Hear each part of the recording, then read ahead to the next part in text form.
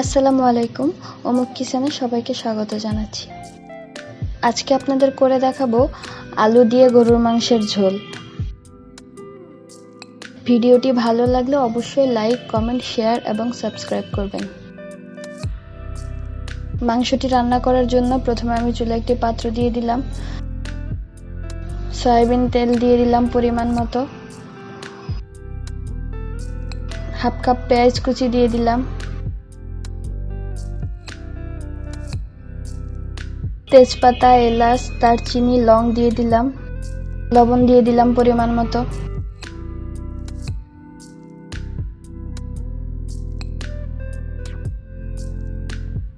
এক চা চামচ আদা বাটা এবং 1 চা চামচ রসুন বাটা দিয়ে দিব।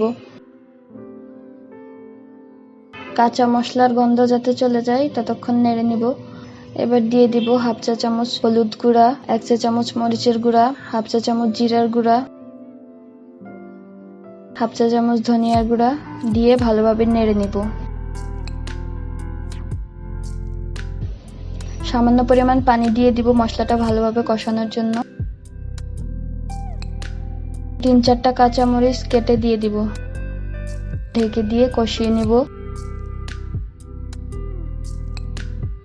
এ পর্যায়ে ধুয়ে রাখা গরুর মাংস দিয়ে দিব।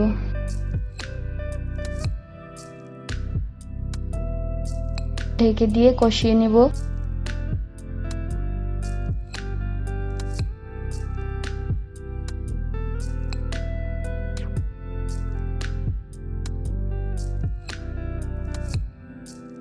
এক কাপ পানি দিয়ে দিব মাংসে।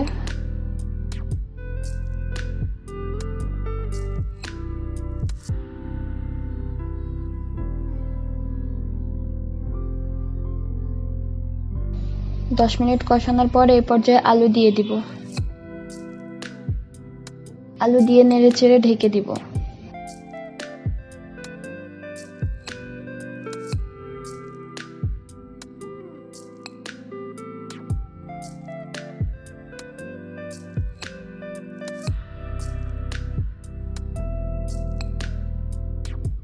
আলু সহ কষানো হয়ে গেছে। এ পর্যায়ে 2 কাপ পানি দিয়ে দিব।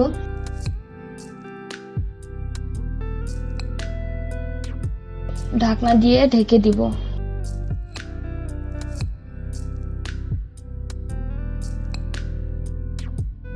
চুলা থেকে মাংসটা নামানোর আগে আমি গরম মশলা দিয়ে দিলাম।